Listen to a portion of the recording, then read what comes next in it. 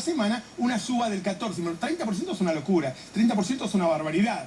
Ahora bien, para dar cuenta de la importancia de esto, hay que pensar primero que esta suba del dólar, este precio del dólar, todavía no contiene el hecho de que Milei vaya a perder las elecciones. Es decir, los mercados miran en las encuestas y piensan todavía que Milei va a ganar. ¿Qué pasa cuando las encuestas digan que Milei va a perder? Esta semana, el miércoles, se tratan una serie de... A ver, se desanda el camino de las cosas que nos sacó Milei. Universidades, Garrahan, en el Parlamento se va a tratar eso. Eso va a joder a los mercados. Además, Milei vetó suba de jubilaciones, suba de pensiones de discapacitados. Bueno, le van a rechazar el veto. ¿Qué pasa con todo eso? ¿Qué pasa esta semana? El miércoles, cuando todo eso explote. Bueno, ahí está el problema. Ahí está el problema de hasta dónde va a llegar. Hay gente del mercado que habla de un dólar a 3.000. Si vos haces la cuenta con el Big Mac, la cuenta de la hamburguesa, bueno, te da más de 3.000. Para tener una idea de lo que pasó esta semana, hay un par de notas muy buenas que han salido. Uno dice que la guita que se fue en estos 3 meses de turismo, la gente que se va y viaja, y de compras para ahorro, es la más alta en un trimestre de los últimos 22 años. Para que te des una idea de la crisis. La más alta de los últimos 22 años. Y publicó Clarín que lo que se fueron en 3 meses son 12.000 millones de dólares. ¿Vos te acordás? ¿Te hace acordar a algo 12.000 millones de dólares? Sí, es la guita que nos dio el FMI. La guita que nos dio el FMI para salir del cepo, los particulares, las empresas están en el cepo todavía, ya se la llevaron. ¿Se la llevaron quiénes? Ya vamos a llegar a eso, ya vamos a llegar a eso. Para dar cuenta de la crisis, de que no es solo el dólar, podés ver la caída del precio de las acciones en un día. Pusimos nada más que el viernes, para que veas cuánto está. Fíjense, 4%, 3%, 2%, todas las acciones para abajo. Es un país en crisis. Vas a ver los títulos públicos, todos para abajo. Uno dice, bueno, el título público por ahí cae un 1, 1,5%. Bueno, un 1% es un 22% mensual. Si lo haces anual, como le gusta hacerlo al presidente de la nación, bueno, te da un 17.000%. No pueden caer en el 17.000%. Lo que quiero decir es que lo que ocurrió el jueves y el viernes es más grave de lo que mostraron los medios de comunicación. Ahí me da la impresión de que el gobierno intenta convencerte de que no pasó nada, de que no suben los precios, de que no ocurre. Es decir, como siempre, Milei te toma por boludo. ¿Sí? Es un clásico de este gobierno. Bueno, total, a estos tipos les decimos lo que queremos. No, lo que pasó el otro día es grave. Y si vos vas a mirar la suba de los precios, la carne subió un 5%. Recordemos que veníamos acostumbrados a subas del 1, 1,5. Bueno, rebotó. La carne subió un 5%. El trigo y el maíz un 10%. Los supermercados recibieron listas entre el 4 y el 9%. Vamos a ver lo que pasó con los autos. Los autos no solo subieron un 12%, sino que hay empresas que dejaron de vender. Y algo que no salió en ningún lado. ¿Se acuerdan que las tarifas estaban dolarizadas? ¿A qué precio estaban dolarizadas las tarifas? A 1.090. ¿Cuánto cuesta el dólar ahora? 30% más.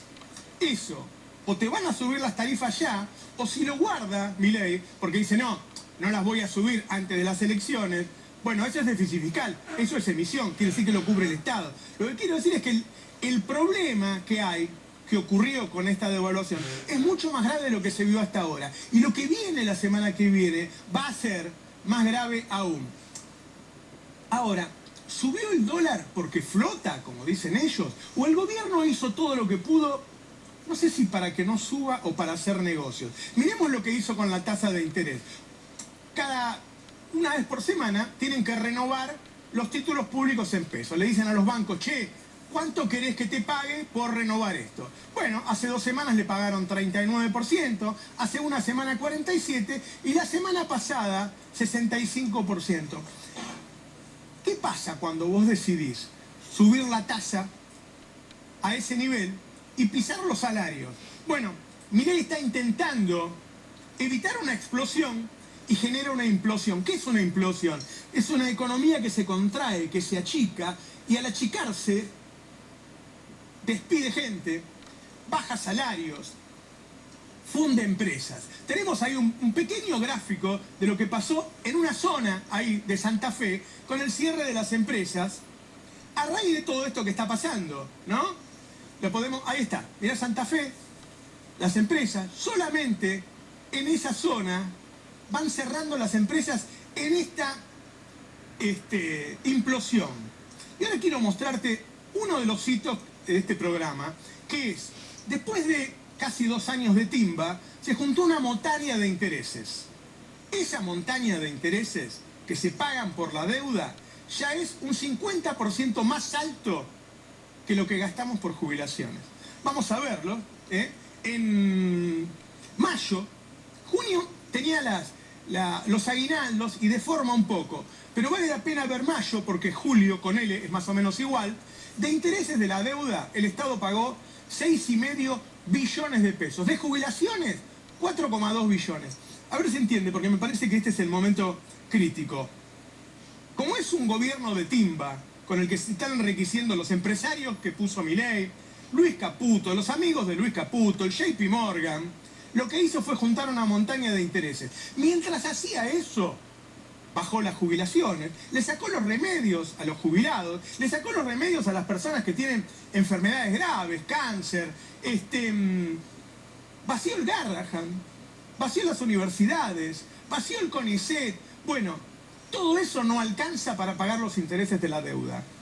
Y esa deuda se acaba de renovar mucho más alto, con interés mucho más alto que lo que venía.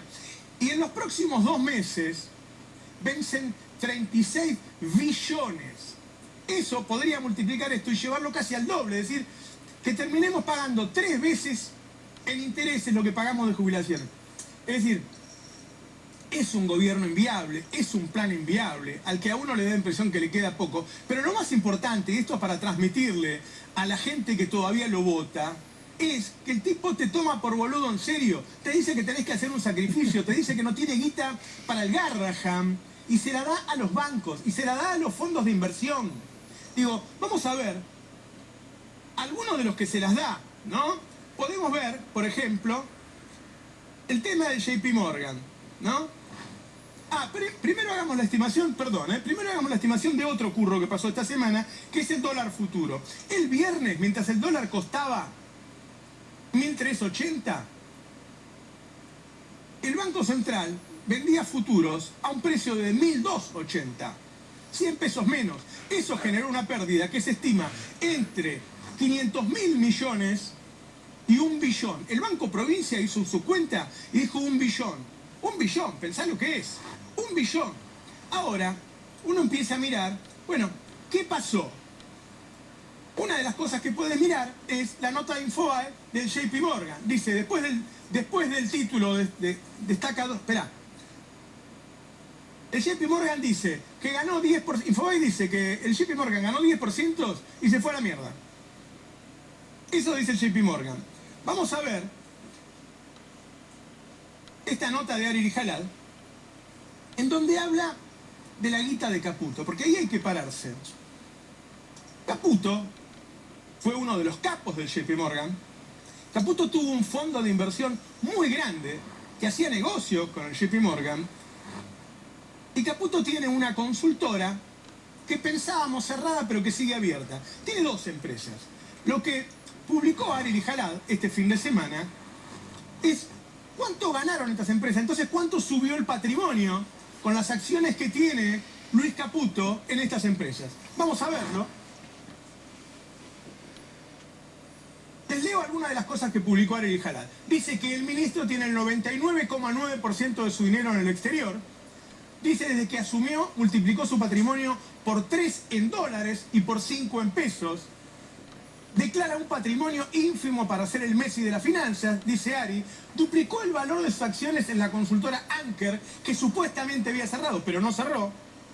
Multiplicó casi por 20 su dinero en Anchor Investment. Lo que quiero decir es que claramente, durante todos estos 2 años que hubo una timba, que se acumularon intereses y que para que cierren los números te la sacaban a vos y te subían las tarifas y te pisaban el salario y te subían las prepagas y te subían el gas, te subían la electricidad. la estaban ganando los fondos de inversión. Pero el tema es que el que toma las decisiones, el que mueve la palanca, se estaba quedando con la parte del león. Hay una sospecha también sobre por qué Milei tiraba precios a la baja del dólar. ¿Se acuerdan que decía que iba a valer 600 pesos, que iba a caber como un piano? Es decir, se empieza a resignificar ahora todo lo que pasó en los últimos meses y se empieza a pensar en términos de negocios. Vamos a verlo a Milei. Vos seguís creyendo que se te va a caer como un piano, como dijiste el otro día. El problema es que se va a caer como un piano. ¿Se va a caer como un piano? ¿En serio? Entonces, ¿A cuánto se va a caer? ¿A 700? Bueno, el tipo de cambio que tenías en la convertibilidad era equivalente a 700. Por eso te lo pregunto. Y el de PPP calculado por la metodología científica seria da 600. Pero entonces va a quedar para Caballo recontra atrasado para los, vos decís Economía. No sé, recontra atrasado. Pero no, como si Caballo en su época defendía con uñas, garras, dientes, palos, todo lo que fuera, e insultaba a todo el mundo si le decía que había que devaluar, y era un dólar equivalente de 700 pesos. ¿Por qué tiraba esos precios, Milei? ¿Por qué decía 600, 700? Si él dice que todo marcha como lo planeado. ¿Hay negocios ahí atrás? ¿Está Karina ahí atrás? Todo se empieza a resignificar. A ver, ¿por qué decían esas cosas? Mirá lo que decía Caputo antes. Es más, para los que se quejan que el dólar está barato, agradezcanle al turismo, porque si no estaríamos en 900, no sé. Entonces, digo, una cosa u otra. Entonces, como digo, no es un tema Vos sabés que los ministros, los presidentes del Banco Central no dicen precios del dólar. Los presidentes no dicen precio del dólar. Y menos dicen comprá campeón. A verlo. La otra es esta del dólar, que el dólar se tiene que devaluar porque está muy barato y demás. Y ahora voy a seguir con el tema de la cuenta corriente. Hay una cosa que es muy obvia, que es la que dije recién. El dólar flota. Por lo tanto, a cualquiera que le parezca que está barato, agarrar los pesos y comprar. No te la pierdas, campeón. No te la pierdas, campeón. Caputo nos mandó a comprar dólares. Caputo nos mandó a comprar dólares. No te lo pierdas, campeón. Nos mandó a comprar dólares. Y ahora, esta suma de excusas. Digo, si todo marcha como lo planeaste. Y uno se pregunta, ¿qué habrán planeado? Cuando dijeron, todo marcha como lo planeamos.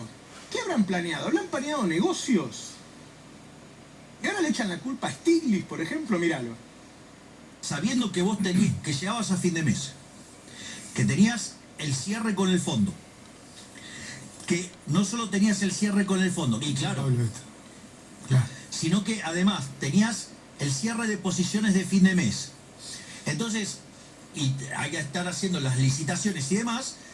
¿Qué es lo que hace? Mandan a la basura inmunda de Stiglitz a proclamar el apocalipsis. Y hoy, que tenía cierres de posiciones, ¡pum!, te hacen saltar el tipo de cambio de vuelta. Ah, estuvo como coordinado. No, incluso hasta Stiglitz estaba coordinado. No, ¿vos te crees que, digamos, es gratis Stiglitz? Pero alguien le da bola a Stiglitz. Para eso te voy a contar algo. Bueno, de hecho terminó poniendo a su muy amiguito de ministro, pero no importa. ¿La tuvo Stiglitz la culpa? ¿O son los negocios de Luis Caputo? ¿La tuvo Stiglitz? ¿O son los negocios de Karina? ¿Quién se está quedando con esa guita? Y después le echaron la culpa a la vicepresidenta, a Villarroel, ¿no? A ver. ¿Qué es lo que pasa? Nosotros anunciamos el desarme de las LEFI y le damos a los bancos un mes para desarmarlas. ¿Qué hicieron los bancos? En lugar de desarmarla al inicio, lo óptimo hubiera sido que la desarmaran el primer día toda. Lo guardaron al final y sacaron todo. ¿Qué hicieron? Se quedaron con la liquidez. Había gente que hacía cauciones, o sea, ponía títulos públicos en garantía, y ellos esas LEFI las convertían en pesos y financiaban la corrida cambiaria. ¡Qué casualidad! Esto se disparó a partir del mamarracho de la traición en el Senado, que se habilita una sesión ilegal. ¿Para qué? Para tratar de romper al gobierno, para tratar... O sea, no les importa un carajo hacer volar la economía por los aires con tal de llegar al poder. Y hay cómplices de eso, quienes, por ejemplo, habiliten sesiones ilegales. ¿Estás hablando de Villarroel? Sí, la traidora bruta. Te toman por boludo, el tipo te está tomando por boludo. Digo, él dijo que el dólar iba a valer 600 mangos. ¿No era Villarroel la vicepresidenta cuando él dijo que iba a valer 600 mangos? ¿Quién gana guita con todas estas movidas? ¿Quién gana guita con la tasa del 70%? ¿Quién gana guita con un dólar que él decía que iba a valer 600, ahora vale 1.400? ¿Quién gana guita con un dólar que el otro día cuando valía 1.380, a la misma hora el Banco Central vendía futuros a 1.280? En este país está muriendo gente en las rutas porque no hacen obra pública. En este país murieron más de 100 personas porque les retiraron los remedios. En este país no están atendiendo a los pibes que tienen cáncer porque vaciaron el Garrahan. Vamos, viejo, nos están cagando a todos. Abran los ojos, díganle a la gente, muéstrenle estas cosas. Es una banda de ladrones. Hasta Infobae dijo que se afanaron 500.000 millones, el otro día 500.000 millones. ¿Vos sabés lo que es eso? Pero el Banco Provincia se la cuenta dijo, no, 1 billón en un día. Y la empresa de Luis Caputo, en blanco, no hablemos de guita negra, en blanco, multiplicó por 15 sus ganancias. Vos multiplicaste por 15 tus ganancias o tus pesares o tus carencias y en muchos casos tu hambre. Y son tan cararrotas que terminan diciendo que la culpa del sube del dólar es el riesgo Cuca, mirá. Para muchos, ante el riesgo Cuca, como dice Fede, o la incertidumbre política, como quieran llamarlo, algunos deciden cubrirse y no es, como digo, nada que no hayamos visto.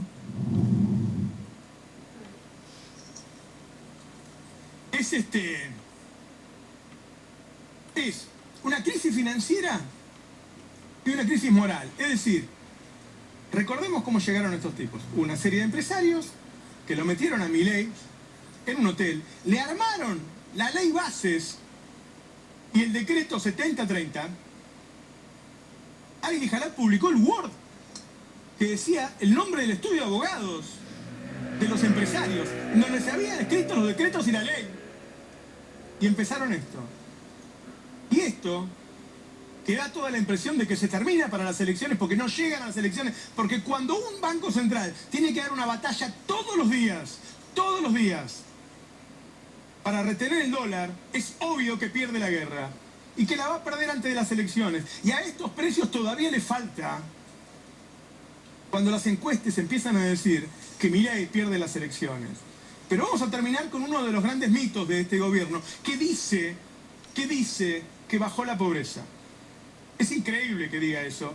Está lleno de gente durmiendo en la calle, está lleno de gente pidiendo en los comedores, y los comedores no tienen más comida, y el tipo dice que bajó la pobreza. Mira, hace rato que vengo investigando eso. Sabíamos que la canasta de inflación era trucha, ahora lo vamos a ver, pero hay un problema directamente en el índice de pobreza. Fuimos a hablar con uno de los tipos más prestigiosos. Todos los gobiernos han seguido a Agustín Salvia, es el hombre de la Universidad Católica Argentina que mide la pobreza hace muchos años, y todo el mundo terminó tomándolo a él. Y le preguntamos, che, ¿cómo puede ser que baja el consumo, que los argentinos consumen 14% menos, y bajó la pobreza, hay menos pobres, la gente tiene más guita? ¿Cómo es? El tipo nos dio una explicación que nadie había dicho. Dice, mirá, la verdad es que metieron mano en el índice. Lo cambiaron. Antes no se ponderaba tanto, no se prestaba tanta atención a cuánto influía la asignación universal por hijo, cuánto influía el trabajo informal y otros planes del Estado. Bueno, ahora este índice, que en todo caso está bien, es mejor que lo pondere, lo toma en cuenta. Claro, cuando vos lo comparás con el que no tomaba en cuenta, da cualquier cosa, da más bajo. Es decir, vos tenés que cambiar este y tenés que, se llama empalme, cambiar los otros. Entonces podés compararlos. Es decir, este índice, aunque no haya menos pobres, te muestra menos pobres. En el primer audio que te voy a pasar, vas a ver eso. Te explica eso. En el segundo audio, Salvia va a decir, ¿cuál es la trampa? La trampa es, no nos avisaron. Y nosotros ahora no podemos compararlo. Es decir, no sabemos si bajó la pobreza o no, pero nos damos cuenta que, como esta forma de medir lo baja, está claro que la pobreza no bajó. Vamos a mirar el primer audio, a escuchar el primer audio, dale. El segundo factor es que en realidad ese índice de pobreza tiene algunos componentes, no mentirosos, sino incluso mejor medidos que antes, que hace que vos estás registrando ahora mejor los ingresos que lo que estabas registrando desde el 2023 para atrás. En el modelo del INDEC actual de pobreza, del 2016 al 2023, tuviste una captación de ingresos que fue irregular, pero que tenía sus problemas, y en el año 2024 introdujiste cambios en la metodología del INDEC para medir la asignación universal por hijo, la tarjeta alimentar, las pensiones no contributivas, los programas sociales, que hace que tuviste una mayor captación de ingresos que la que tuviste, incluso trabajo informal, empleo no registrado. Tuviste mejoras en el instrumento de medición, que poco se habla de eso, que hace que seguramente tuvo un impacto en la captación del ingreso. Lo que sí tenés objetivamente es que hay mejor captación de ingresos que antes. No solo se observa en la EPH, se observa en otros, con otras fuentes. Entonces, mejor captación de ingresos en la EPH con respecto a otras fuentes te da que vos tenés más baja tasa de pobreza, no producto de que la realidad, de que la gente tenga más capacidad de consumo, sino que estás midiendo mejor. ¿Entiende lo que dice Salvia? ¿Entiende lo que dice Salvia? Te da una baja de la pobreza, pero no producto de que bajaste la pobreza, sino que cambiaste la forma de medirlo. ¿Se entiende? Se cambió el instrumento para medirlo. Y eso te hace ver una baja. Como vos no cambiás el del anterior, aparece una baja que es ficticia. Eso es lo que está explicando Salvia. Son dos instrumentos de medición distintos y ahí está la gran trampa sobre la que se montó Milei para decirnos a nosotros que bajó la pobreza. Hay otra cosa que es la canasta vieja, pero esta es la principal. Lo de la canasta vieja por lo menos lo sabíamos y podemos mensurarlo. Esto no lo sabía nadie. Cambiaron el instrumento de medición de pobreza y no nos avisaron, porque ahí viene la segunda parte de este audio de Agustín Salvia, el hombre que mide la pobreza en la Universidad Católica Argentina hace muchos años, que dice, mirá, lo cambiaron y no nos avisaron y no tenemos forma de compararlo, mirá. El tema es que, si bien el INDEC informó que cambió el cuestionario, lo hizo en mayo del 2024, no informó, subió un nuevo cuestionario y nunca lo informó. Recién descubrimos que había cambiado el instrumento de medición y que las bases de datos tenían otra fuente de información en marzo-abril de este año, cuando el cambio se había aplicado desde el cuarto trimestre del 2023 y se fue desarrollando durante todo el 2024. Recién recibimos información en el 25 y la única base de datos que tenemos con los cambios que se aplicaron es en el cuarto trimestre de 2024 y no tenemos posibilidad de comparar hacia atrás el impacto que tuvieron esos cambios metodológicos. No tenemos capacidad para compararlo. No se puede comparar. No nos avisaron que estaba el cambio, no nos avisaron que estaba el cambio, es decir, nos engañaron. Nos engañaron. Y ahora, si queremos compararlo, no podemos, porque no nos cambian el anterior. ¿Se entiende? Había un instrumento para medir la pobreza, pusieron otro de un día para el otro, no le avisaron a nadie. Y ahora que la gente de la Universidad Católica Argentina se dio cuenta por sí sola que hay cambio, que es distinto el instrumento, quiere compararlo con el anterior y no lo puede comparar, porque no tiene los elementos, porque no tiene la medición para usarlo para el anterior. Es decir, hay una diferencia, lo dice en el primer audio, que genera una baja de la pobreza, pero por el cambio de instrumento, y no hay forma de compararlo. ¿Cuál es la diferencia que generó este instrumento? Bueno, consultores que están en el tema hablan de 4 o 5 puntos. ¿Sí? Es decir, que la pobreza, podés decir que esta es 5 puntos más alta o que la anterior era 5 puntos más baja, según el instrumento que utilices. Hay otra razón, vamos a ir sumando razones, que es que la canasta de inflación que se cruza con los ingresos para ver cuántos pobres hay, es vieja. Esto ya lo hemos hablado, poné la nota. Esa canasta tomaba muy poco en cuenta el gas, la electricidad, el agua y el transporte. En el 2004. 10 años después había que cambiarla. Hicieron una encuesta de gastos y no la quieren poner. No la quieren poner. Hay una complicidad de Marcos Labaña, del INDEC, claramente, no la ponen. Bueno, eso genera otra diferencia de 4 o 5 puntos. Es decir, si nosotros tomamos la pobreza del INDEC, deberíamos sumarle 10 puntos. Ahora, ¿cuál es el último dato de pobreza que midió el INDEC y el último dato de pobreza de Alberto? Y la verdad es que todo lo que dice Milei es un invento, porque los últimos dos datos son iguales. ¿Sí? El último dato de Milei, último trimestre de 2024, el último que dio a conocer el INDEC, y el tercer trimestre de 2019, que fue el último trimestre neto de Alberto, son iguales. Son iguales. Y si vos a eso le restás los 10 puntos que te afanó, bueno, o la pobreza de Alberto era 28, o era 38, pero la de Milei era 48. Milei subió la pobreza, no la bajó. ¿A quién se le puede pasar por la cabeza que Milei bajó la pobreza? Mirá, hicimos un cálculo y buscamos cuál es el total de ingresos de todos, de los trabajadores, de los jubilados, de la asignación universal por hijo. ¿Cuál era en 2023?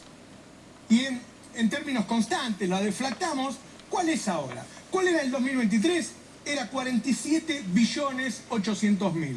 ¿Cuál es ahora? 43. Es decir, entre todos, entre los trabajadores, los jubilados, ganamos un 10% menos. Y ahí está la realidad. Por eso el consumo cayó 13, 14%, porque además está mal distribuido, obviamente. Lo que se ve es que Milei invirtió un poquito más en Nacional por hijo y hizo que esos pobres con la UH superaran esa línea trucha que armó Milei. ¿Se entiende? Y la clase media, que perdió un montón, cayó mucho y quedó arriba de esa línea, pero no para cruzar. Y a pesar de eso, la pobreza, si la medís bien, da 10 puntos más. Es decir, hay una mentira que lamentablemente a veces comunican hasta gente del campo popular porque suelen creer en el INDEC. Pero la verdad es que es una de las grandes mentiras de Milei. Y espero que no quede en la historia, espero que lo empiecen a publicar todos, porque el dato es nada más y nada menos que de Agustín Salvia. ¿Todo el mundo creía en Salvia? Bueno, ahí está, ahí lo dijo Salvia. Si vamos a ver los salarios, esa canasta actualizada, vos podés comparar qué pasó con los salarios con esa canasta actualizada de hace muy pocos años. Los salarios privados cayeron con esa canasta un 10%.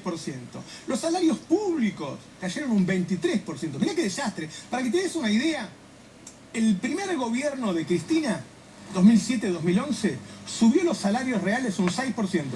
Un 6%. Y vos decías, la puta, ¿cómo me mejora? Bueno, era un 6% de promedio. ¿Sí?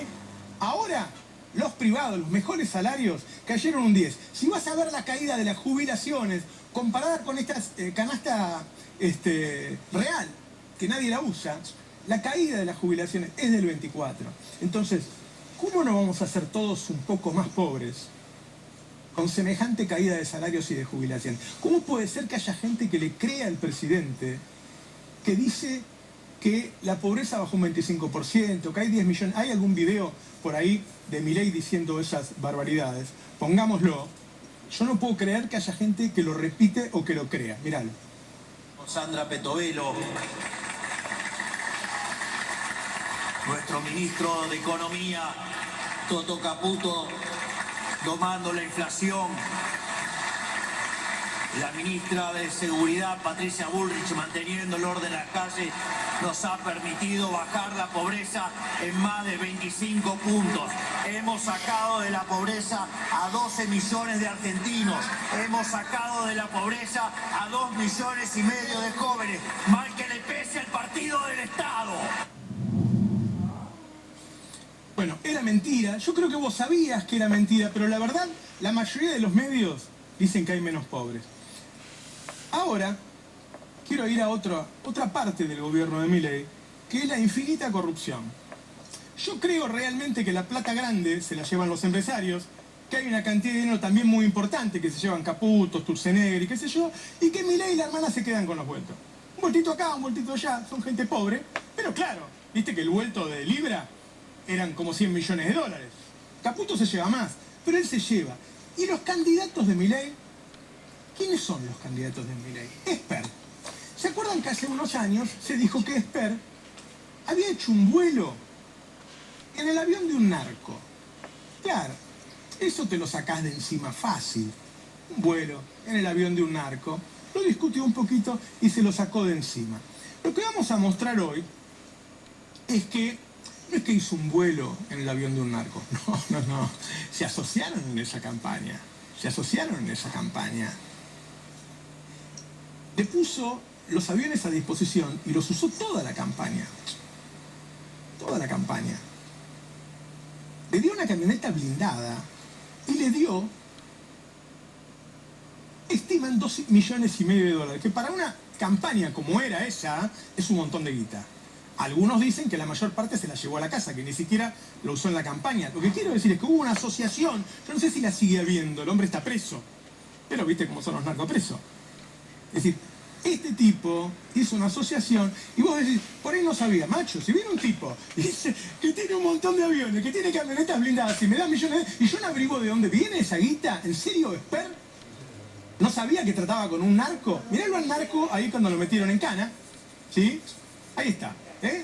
El hombre se llama Federico Machado, y es el narco socio de Esper en esta campaña. Ahora vamos a dar información, vamos a sumar información que publicó el periodista Sebastián Lacunza, periodista muy prestigioso que todos respetamos, que utilizó una cantidad casi infrecuente de fuentes para sentirse seguro, porque estaba hablando del candidato de La Libertad Avanza a primer diputado en octubre y dice Milei que quiere ser gobernador. ¿Te imaginas un gobernador narco? ¿No? Después podemos ver la placa de Esper junto al armador político, a este Chepare, adelante de un avión, que fue el único avión del que se habló en su momento, ¿sí? No se sabía aún la relación más importante de Esper. Veamos cuando Esper incluso